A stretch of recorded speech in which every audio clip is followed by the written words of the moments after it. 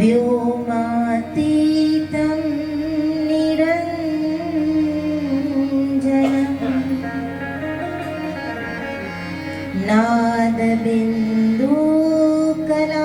नादबिन्दुकलातीतं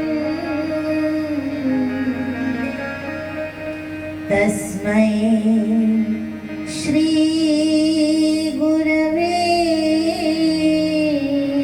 नमः। तस्मै श्री गुरवे नमः। भजनैक सत्यनामनु करिए।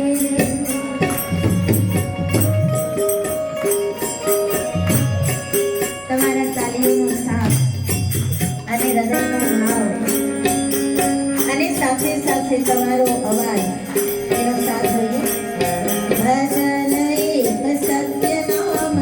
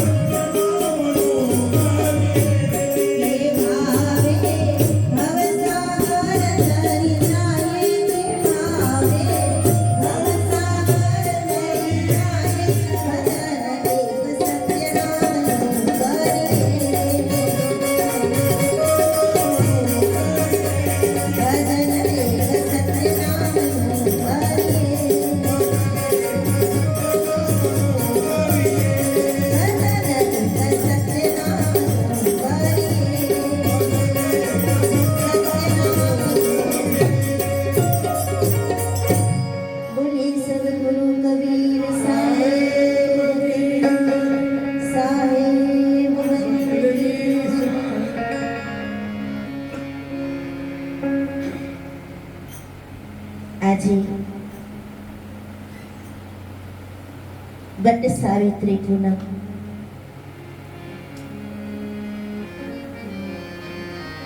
संसार को मोक्ष का रास्ता दिखाने के लिए जो आए, ऐसे सदगुरु साहेब कबीर साहेब जी की जन्म जयंती और ऐसे पवित्र अवसर पर प्रागट्य महोत्सव में आए हुए मंचस्थ उपस्थित पूज्य सदगुरु महाराज के श्री चरणों में नमन। गुरु गादी पर जो विराजमान है ऐसे सर्वज्ञ मुनि साहेब को नमन। जितने भी संत महापुरुष यहाँ पधारे हैं उन सभी के श्री चरणों में नमन। आप सभी गुरु भक्त आपके हृदय में विराजमान परमात्मा को नमन। बहुत ही सुंदर माहौल, एक सुंदर वातावरण यहाँ खड़ा हुआ है।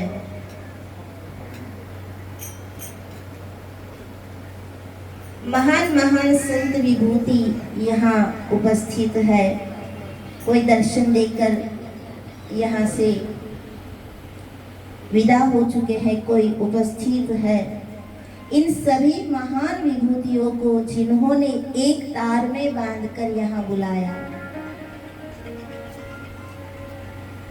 ऐसे पूज्य सर्वज्ञ मुनि साहेब और ज्ञानेश्वरी साहेब, नलिनी साहेब बार बार इनके चरणों में नमन करते हैं। क्यों? क्योंकि मानवता और साधुता का समन्वय यहाँ हुआ है। सर्वधर्म समभावना की, सर्वधर्म समानता, सर्वधर्म संभावना, परस्पर बंधुत्व की भावना यहाँ खड़ी हुई है। यहाँ कोई संप्रदायवाद नहीं है। एक छत्र के नीचे, एक परम गुरु तत्व की छत्र छाया के नीचे सबको यहाँ बुलाकर सबको लाभान्वित किया। ऐसे बार बार पूज्य सर्वज्ञ मुनि साहेब को नमन करते हैं और सदगुरु कबीर साहेब जी से प्रार्थना करें कि ऐसा मौका हमें भी बार बार मिले। ऐसे संतों के दर्शन, ऐसे भक्तों के दर्शन, ऐसी सर्वधर्म समभावना की जो एक भावना है वो हमें भी प्राप्त हो। ऐसे सदगुरु कबीर साहिब जी से प्रार्थना करें। आज साहिब जी का प्रागट्य महोत्सव है, जन्म जयंती है। वैसे देखा जाए तो कोई भी महापुरुष, कोई भी दिव्य चेतना जब इस धरती पर अवतरित होती है, शब्द पर ध्यान देना, कोई भी महापुरुष अवतरित होता है, कोई दिव्य चेतना जब प्रकट होती है, अवतरित होती है, किसी भी शास्त्र में ये नहीं कहा कि कोई महापुरुष ने जन्म लिया। अवतरण शब्द का प्रयोग किया गया है। संत बीज पलटे नहीं, जुग जाए अनंत, ऊंच नीच घर अवतरे, आखिर संत का संत। यहाँ भी अवतरित शब्द का प्रयोग किया है, जन्म नहीं कहा।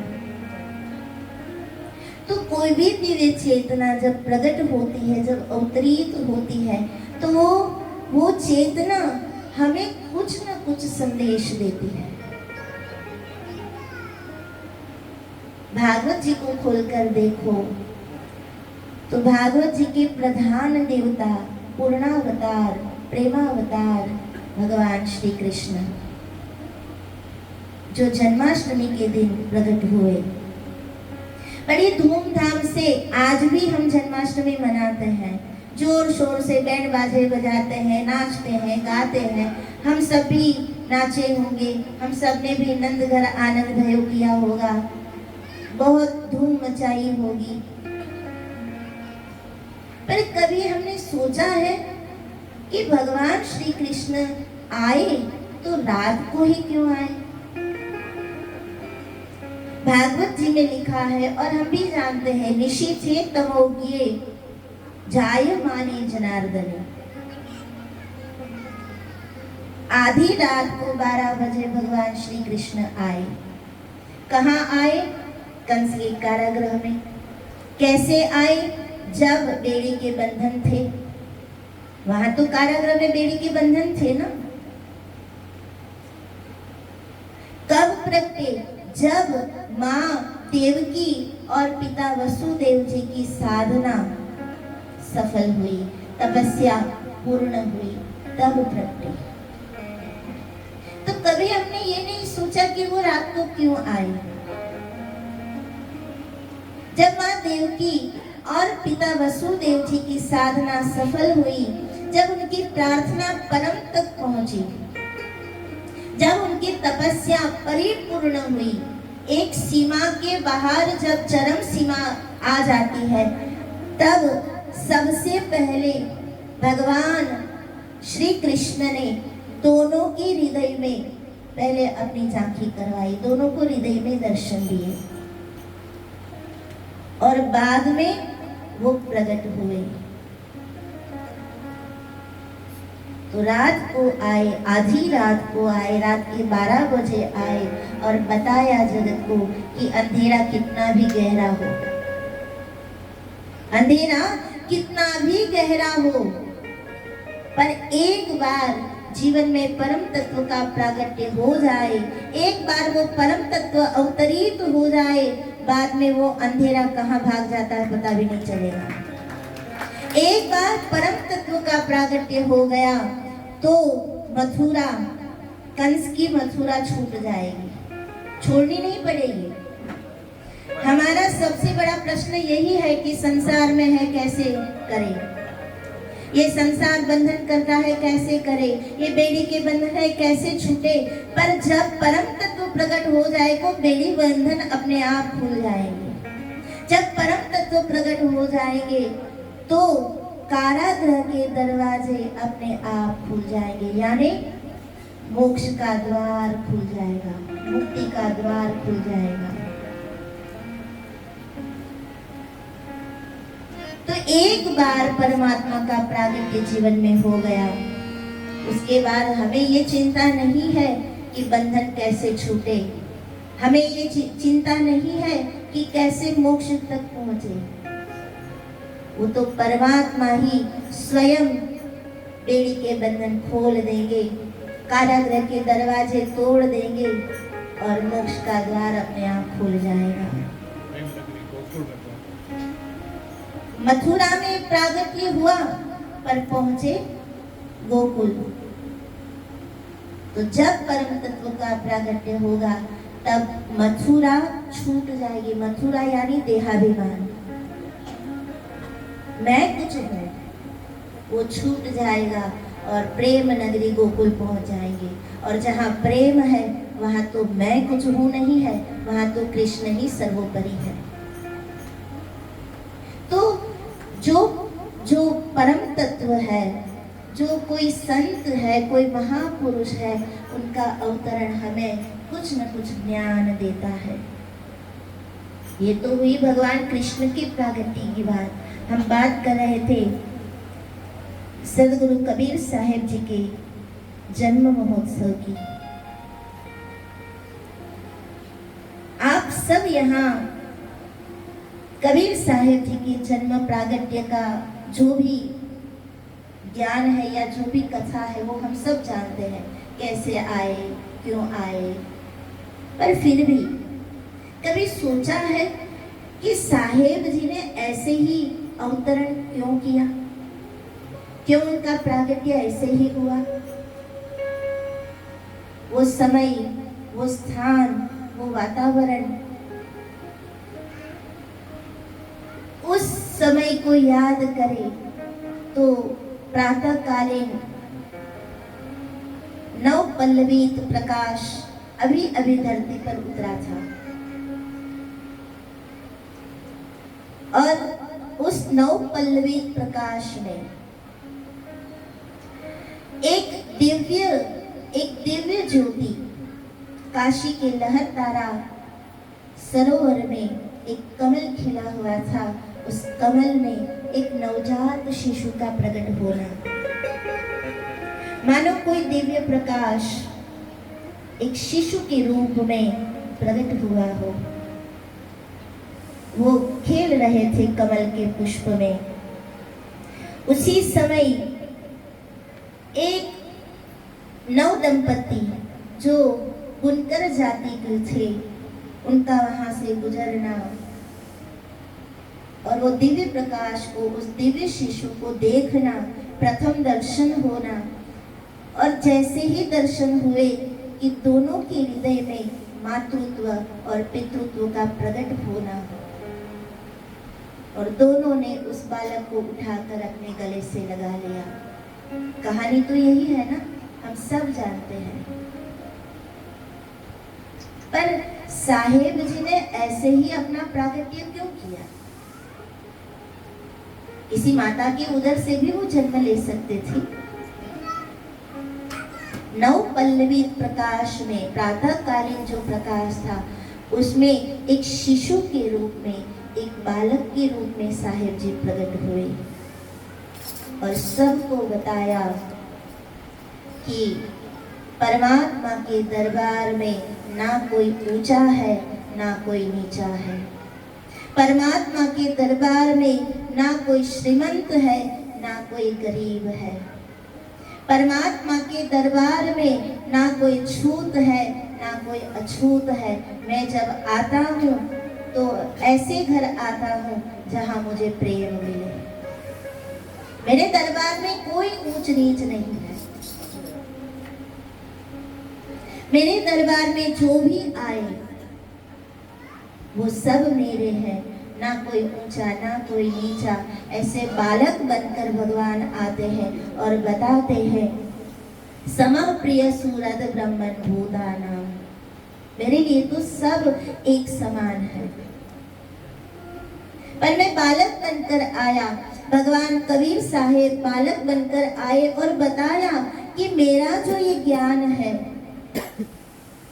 उसे जो कोई समझेगा, मेरा जो ये ज्ञान है उसे जो कोई अपने जीवन में चरितार्थ करेगा वो स्वयं बालक जैसा बन जाएगा। अब ज्ञान पचाकर हमें ज्ञानी नहीं बनना, पर ज्ञान पचाकर हमें बालक बनना है। एक बालक कैसा होता है? बालक निश्चल होता है, बालक निर्मल होता है, बालक निर्दोष होता है। एक छोटे से बालक को ना किसी से राग होता है, ना किसी से द्वेष होता है, ना किसी से प्रेम होता है, ना किसी से वो शिकायत होती है। बालक सभी बंधनों से मुक्त होता है। ना मोह होता है, ना माया होती है, ना राग, ना द्वेष, ना ऊंच, ना नीच, ना विषय, ना वासना। एकदम निर्मल, एकदम निश्चल होता है बालक। और उपनिषद में तो यहाँ तक कहा है कि बालक भगवान का रूप होता है। तो साहेब जी बालक बनकर प्रकट हुए और हमें बताया कि भगवत रूप बनो। बालक बनो यानी भगवत रूप बनो। बाला वेशे भक्ति करे, मन राखे मेरे पास, तो तीरथ उनकी आशा करे, कब आवे हरे को दास। जीव बनकर प्रकट हुए पर बताया कि जीव मत बनो, शिव बनो। भगवत रूप बनना यानी बालक बनना, बालक बनकर भगवत रूप बनो। दूसरा, जब प्रकट हुए तब प्रातः कालीन 9 पल्लवित प्रकाश था। वो प्रकाश जो सौम्य था। तब प्रकट हुए, क्योंकि साहेब जी जब प्रकट हुए तब समाज के वातावरण में देखे ना तो बहुत ही अंधश्रद्धा थी, बहुत ही अज्ञानता थी। कुप्रथाओं से समाज घिरा हुआ था। कुरीति रिवाज समाज के मानस में ठसाए गए थे, घुसाए गए थे। जातिवाद, धर्मवाद, संप्रदायवाद के दूषणों से समाज ऐसे घिरा था कि मानो अंधेरा ही अंधेरा हो। कोई कहता है मैं ये हूँ, कोई कहता है ये हूँ, कोई कहता है मैं ऊंचा हूँ, कोई कहता है मैं नीचा हूँ। ऐसे संप्रदायवाद के दूषणों से समाज घिरा था कि उसमें बचने की कोई आशा नहीं थी। और ऐसी सामाजिक अराजकता के समय सदगुरु साहेब कबीर साहेब जी का प्राकट्य हुआ और बताया कि अंधकार कितना भी गहरा हो, अज्ञान कितना भी गहरा हो, पर प्रकाश की एक किरण उस अंधकार को मिटा सकती है। प्रकाश की एक किरण। इतना बड़ा हॉल है, वर्षों से बंद पड़ा हो, अंधेरा हो, पर जाकर उसमें एक ज्योति जला दो, प्रकाश हो जाएगा ना। अंधेरा कितना बड़ा है वो जरूरी नहीं है, पर आप ज्योति जलाओ वो जरूरी है। तो भगवान कबीर साहेब ने प्रागट्य कर ये बता दिया समाज को, संसार को, पूरी सृष्टि को कि अज्ञान कितना भी बड़ा हो, अंधेरा कितना भी गहरा हो, पर एक ज्योति उस अंधेरे को दूर भगाने के लिए पर्याप्त है। तीसरा, भगवान कबीर साहेब कमल में प्रकट हुए। लहरदारा सरोवर में कमल, और उस कमल में उनका प्रागट्य हुआ। क्यों कमल? किसी भी और वस्तु को भी वो पसंद कर सकते थे ना, पर कमल को ही पसंद किया। क्यों? क्योंकि कमल निसंग है। कमल को किसी का संग नहीं लगता। अगर आपने देखा होगा तो कमल खिलता है पानी में, पर पानी की एक बूंद भी कमल को भिगो नहीं सकती, क्योंकि वो निसंग है। और गीता जी ने कहा है, ब्रह्मण्याध्याय कर्माणि संगम त्यक्त्वा करोति यः लिप्यते न स तापेन पापेन पद्म पत्रमिवाम्भसा। भगवान को समर्पित कर कोई भी कर्म आप करो, भगवान को साक्षी में रख कर कोई भी कर्म आप करो, तो वो कर्म आपको बांधेंगे नहीं। पद्म पत्रमिवाम्भसा, कमल और पानी की तरह आप निसंग रहोगे कमल में, फिर भी वो पानी आपका कुछ नहीं बिगाड़ पाएगा, पानी का संग आपको नहीं लगेगा। कमल में प्रकट होकर सदगुरु साहेब कबीर साहेब जी ने बता दिया कि संसार में रहो पर निसंग रहो, माया के बंधन से पर हो जाओ।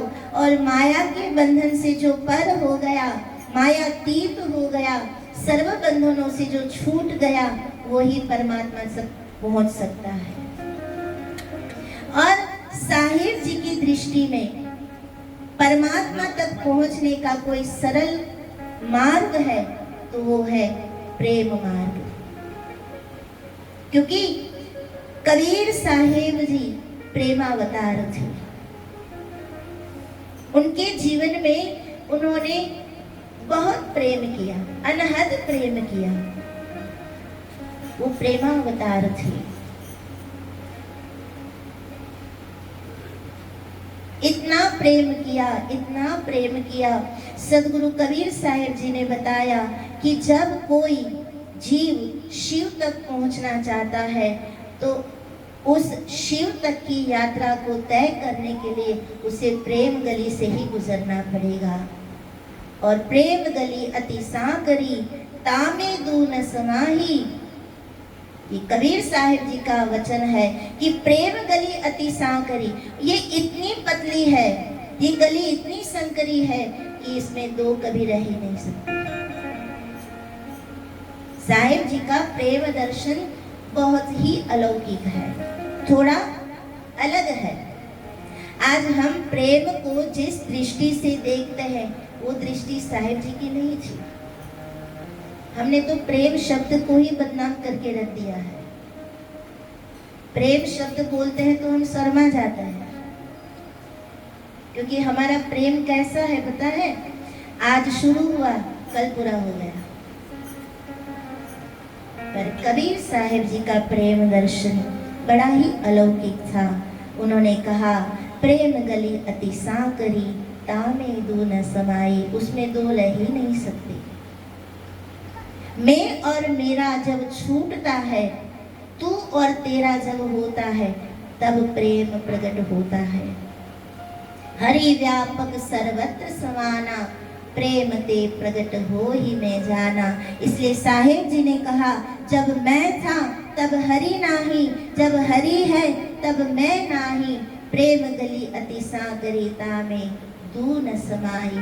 मैं का भाव छूट जाए, अपना अहंकार गल जाए, अहंकार छूट जाए, तब प्रेम प्रकट होता है। और वो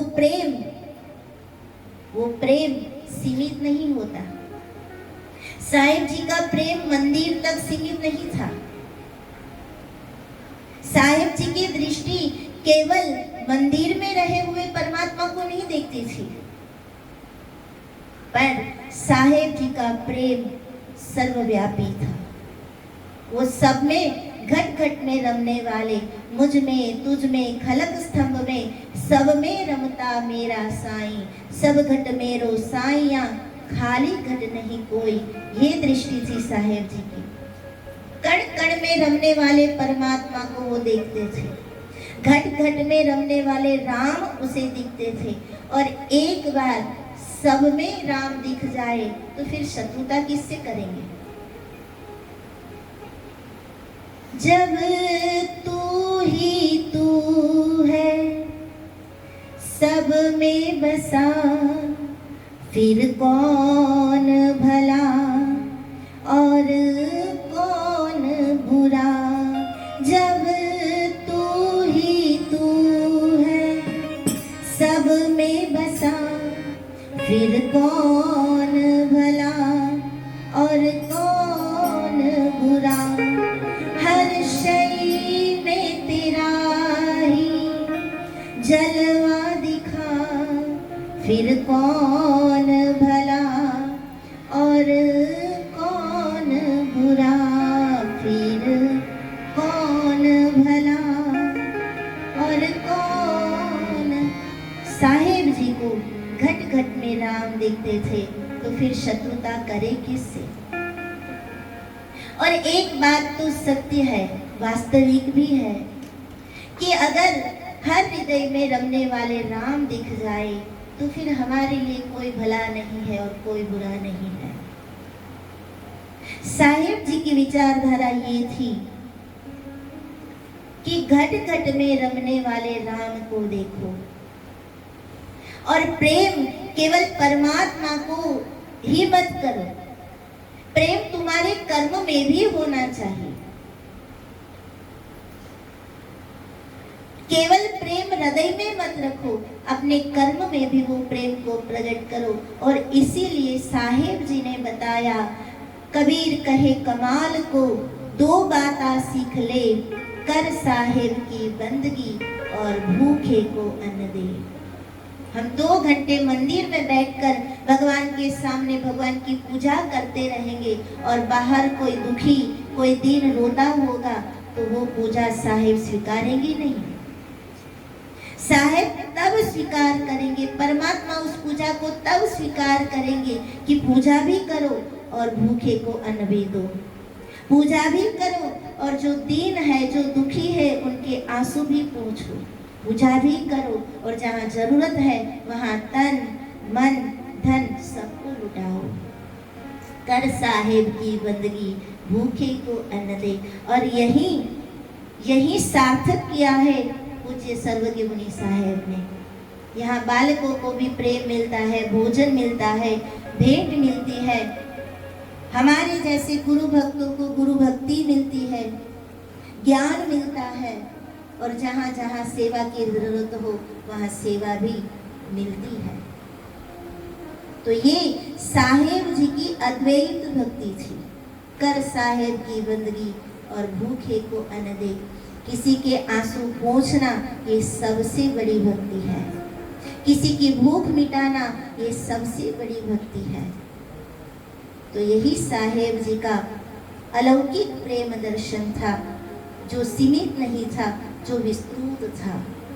और विस्तार जब देखेंगे तो जले विष्णु स्थले विष्णु विष्णु पर्वत मस्तके ज्वागमाला कुले विष्णु व्याप्त नारायण स्वयं। एक बार दृष्टि व्यापक तत्व को देखने लग जाए फिर वो तत्व इस ज्योत की तरह छोटा भी है, और वो ज्योत जब जलती है तब करोड़ों करोड़ों अंधकार को वो दूर कर सकती है। तो सुमिरन कर ले अभी समय है, मत राह देख कल की, मत आशा रख कल की। भजन करेगा तो पार हो जाएगा सदगुरु की कृपा से। अंत में केवल इतना ही कहना है कि कबीर साहेब जी को समझना है तो कौन है कबीर और क्या है कबीर। तो जैसे ज्ञानेश्वरी साहेब जी ने बताया वैसे कक्का केवल ब्रह्म है, बप्पा बीज शरीर, रद्रा सब में रम रहा, टाका नाम कबीर। ऐसे विस्तृत व्यापक परम तत्व को बार बार नमन करते हुए, बार बार नतमस्तक होकर वंदना करते हुए हमारी वाणी को हम सद्गुरु कबीर साहिब जी के श्री चरणों में समर्पित करेंगे। अस्तु। जय गुरुदेव, जय गुरु।